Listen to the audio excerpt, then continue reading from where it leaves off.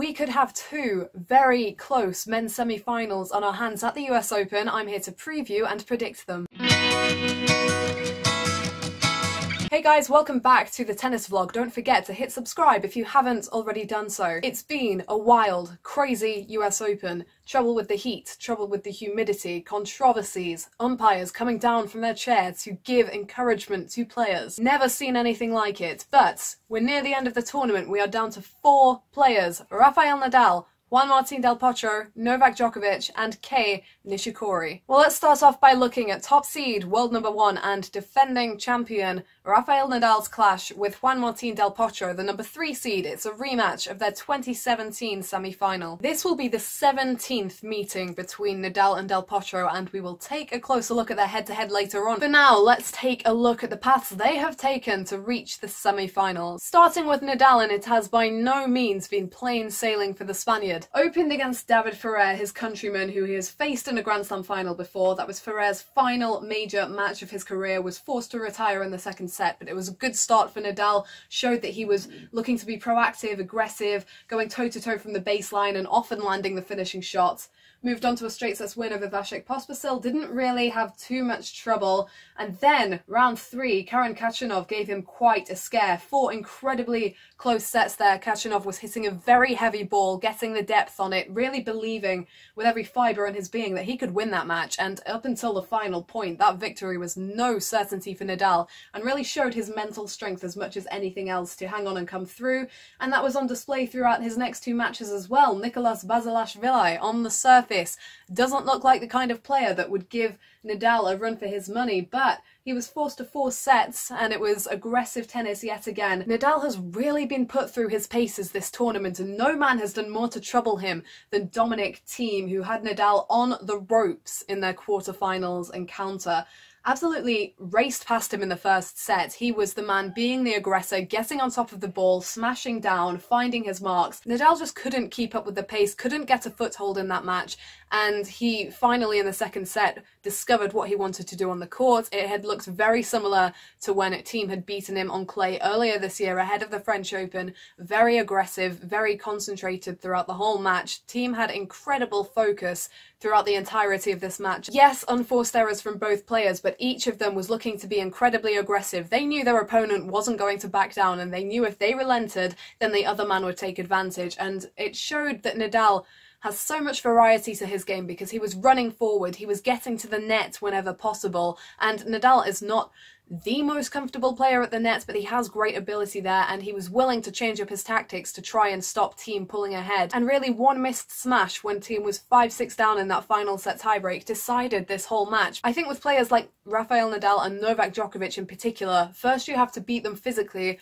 then you have to beat them mentally, and Nadal's mental strength continually hanging on in that final set when Thiem was playing so well and when he was having to serve second. It was just brilliant from the Spaniard, and he looks pretty strong having come through that high quality encounter. I feel like I spent half the video talking about Nadal. And over to Juan Del Potro, who has been impressive for a different set of reasons. One lone set dropped by the 2009 champion in the fortnight he has spent in New York, and you can see he's beaten his fair share of notable names as well. Fernando Verdasco, Mr. Hot and Cold, in round 3, beaten in straight sets. Borna Coric, who has really brought it against some of the best in the game this year. Del Potro wasting no time there. And then John Isner has been having the best year of his career. The only set Del Potro dropped there was a tiebreak, and he won 2 pretty straightforward looking sets in that scoreline. So Del Potro, the number 3 seed, clearly at home on these courts. He's won the title here before. He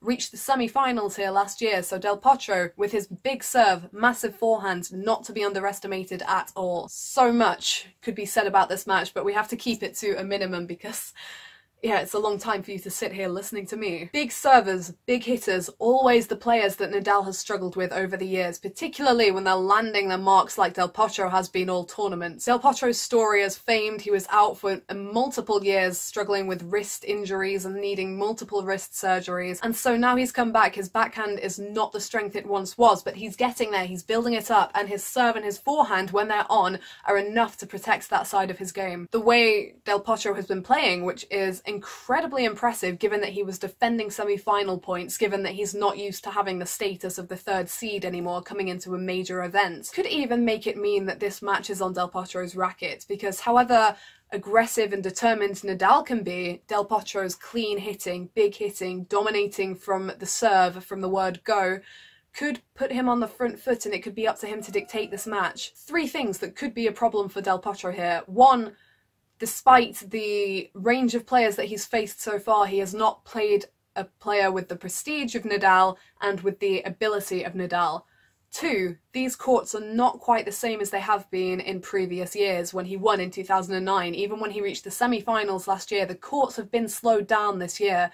And for Del Potro, an aggressive player who likes to hit a clean ball with lots of power, quite flat, that's not very helpful playing against a player like Nadal, who is so used to clay courts. He likes those longer rallies. If the balls slow down a bit, with Nadal who runs down every single ball and gets back some ridiculous shots, for him to have that extra time chasing down Del Potro's shots is not positive for Del Potro, and that's really going to test his consistency and his mentality. And sometimes when Del Potro goes a set or two down, that can be it. Very good example of when that wasn't it last year, when he came from 2 sets to love down to beat Dominic Thiem and then ended up beating Roger Federer. But as we saw when he faced Nadal in the French Open earlier this year, Del Potro can go to pieces quite quickly. On the other hand, Nadal, when he is down, has such grit and such determination 24/7. In his mind, he has every single chance to win until that final point has been played. And against Thiem, when he wasn't playing at his very best, when he was getting pushed back, when he was getting beaten, he just hung on, and waited for his moment, and he took that moment. A lot of people are picking Del Potro to win this clash, and I can completely see why, and I completely think that Del Potro can.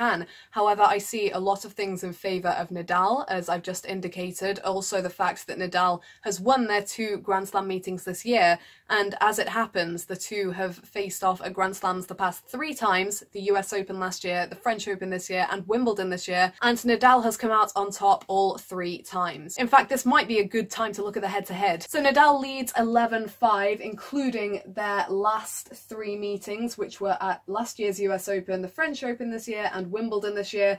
Wimbledon was incredibly close, which is worth looking at because of it being a faster surface, and it was tennis of the highest quality in that 5th set. I think that 5th set for quality of tennis will take some beating this season. But it just shows how much Nadal has stepped up on every single surface. You cannot point to one period this season where Nadal has played bad tennis. He has been consistently brilliant throughout the year. What can be seen though is how well Del Potro has played against Nadal on hard courts, and at the US Open, it is 1 win each. Del Potro beat Nadal very comprehensively when they faced off in 2009, the year Del Potro won, and then last year when Nadal went on to win, he dismissed Del Potro in 4 sets, despite Del Potro having looked really convincing ahead of that match. The one thing I would say that is against Nadal is A, he has looked a bit iffy in some of his matches so far, and B, it's rare for Nadal these days to win 2 really close battles back to back, and I feel like Del Potro could have him in for a really tough battle. But if he can get on top early, and if he can grit out the key points of each set, then maybe Nadal could actually be coming away from this one with a straight sets win. Basically, I think Nadal is the complete package at the moment. He can dominate, he can grit it out from behind, he hangs on and he waits for his moment, and you have to go through his mentality after you've gone through his physical game. I don't think you can really afford to dip that much against Nadal at the moment. And then we have to consider the humidity of what will be an evening match as well, and Nadal has had a lot of opportunity to deal with that.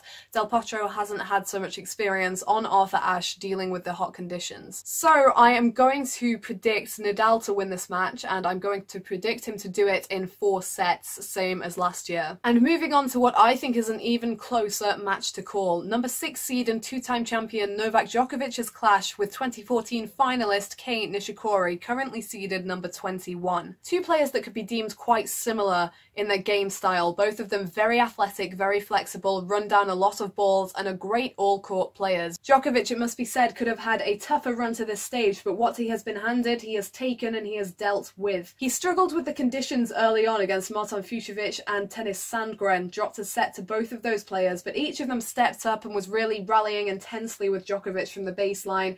Djokovic dipped and rose throughout those matches, but used it to find his feet in the tournament. Comprehensive victories then in his next 2 rounds, including including a win over Richard Gasquet, and the quarter-final, which could have been a meeting with Roger Federer, ended up with Djokovic facing John Millman, the Australian who had a wonderful run. Seeing off Federer as the 20-time Grand Slam champion really struggled with the humidity. Djokovic into the semi-finals, having not dropped a set since round 2. Moving on then to Kei Nishikori, the world number 19, who always seems to find a little bit of magic in New York City. Nishikori's had a marginally more challenging path, faced Maximilian Martyra and beat him in straight sets in round 1, was looking good, all-court game on point, coming forwards, dominating from the baseline. Gael Monfils could have been a real test in the second round, and he was forced to retire after picking up an injury late in the second set. Nishikori was on top of things ahead of that and controlling the match. Diego Schwartzman, a test in round 3. Nishikori dropped a close third set, but he put that out of his mind and rebounded admirably for 6-1 in the 4th set, and winning a set so easily after being pushed is very important for a player, because it's easy to start thinking about how you could have won in straights and get carried away with that. Philip Kohlschreiber, no trouble in round 4, and then in the quarterfinals, a rematch of the 2014 final that Nishikori lost. It was a seesaw of a match, and I wouldn't say Nishikori was consistent at all during that match. Sometimes we saw his brilliance, other times he was spraying unforced errors, looking a little out of focus, not literally, but he seemed to lose his focus. I don't think Cilic played his best tennis. He's played some magnificent tennis here, great atmosphere for his double-handed backhand, but the most important thing for Nishikori there is the way he was able to be resilient and fight through in really difficult conditions. The humidity has been insane. So while he hasn't always played his best tennis so far this fortnight, I think Nishikori can be proud and pleased by his resilience, which can count for a lot more during Grand Slams when 50% of it is really a head game. And that's going to be something that's so important coming up against Novak Djokovic, who will not go away. You can't just step up and expect to smash this guy. He's going to keep hanging on and keep looking for his opportunities. It's incredible how quickly things have turned around for Djokovic, as I always thought they would after he started struggling when he won the French Open for the first time. He just really seemed lost, unable to find his way,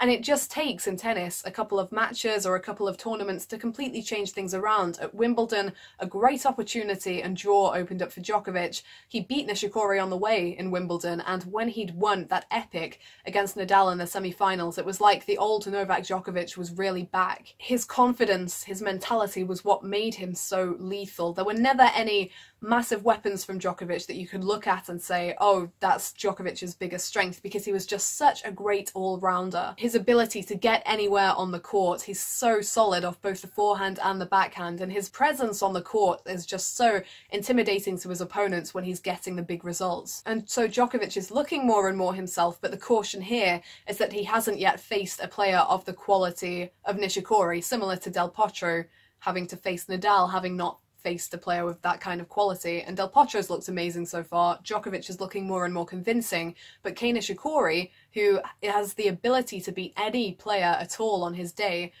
plays his best tennis in New York. If you were to look at the head-to-head alone, it would be easy to pick Djokovic to win this collision, because Djokovic is 14-2 up on the Japanese player. Not only that, Nishikori hasn't beaten Djokovic since 2014, and they have faced off a whopping 12 times since then. The big thing that Nishikori can hold on to here is that his last win over Djokovic came here at the US Open in 2014 in the semi-finals, and Nishikori only needed 4 sets to come out on top of Djokovic, who was playing great tennis at that point in time. This is a really difficult one to call, because statistically I should definitely be going with Djokovic. He's won all their recent meetings, he's looking in good form, but the thing is that the US Open just doesn't abide by the rules for Nishikori. He can pull out a great match whenever he feels like it here. They faced off twice this year on clay and grass, and Djokovic has won both of those matches. Their grass meeting obviously was at Wimbledon, and I 100% was picking Djokovic to win that match because he was looking increasingly confident. He'd had good wins ahead of that encounter, and Nishikori was still getting back to his best. At the US Open, I don't think Nishikori has been playing his best in recent rounds, but I know that the ability is there for him. He beat Andy Murray here 2 years ago, and in a way had no business in winning that match. He managed to sneak it out in the end. Ahead of the tournament, I did pick Novak Djokovic to win. I said that my head said Novak Djokovic and my gut said Rafael Nadal, which is kind of covering myself as usual. And really I can legitimately see any of the 4 men that are still left in lifting the trophy, because all 4 of them are in great form to an extent. That's why they're here. All 4 of them have experienced these latter stages of a Grand Slam before. So I keep almost predicting Djokovic to win this one, but then I do think that Nishikori is very capable of the upset. I really don't know with this one. I see Djokovic winning the title more than Nishikori, but as for this match itself, which is a different occasion, I can definitely see Nishikori rising up, getting the upset, and maybe the path that Djokovic has had has meant that some parts of his game haven't been exposed or exploited a bit, I guess. I could say both players for different reasons. I could say Djokovic because the stats back him and because he looks the most likely of the 2 to win the title. I could say Nishikori because of his great form in New York in times past, because of his all-court ability that he could summon at any moment. I'm going to cheat a bit and say Djokovic to win in 4 sets or Nishikori to win in 5. And my video, my rules, I guess. So there we go. It's been an intriguing US Open, and I believe it will continue to be right down until the last point. So let me know who you think will win these 2 semi-final matches and which man you think will come out on top overall. Once the US Open is over and out, we'll be back to doing other things on the channel, and hopefully I'll be writing a bit at thetennisjournal.org as well. So thank you for watching, and I will see you at the next video.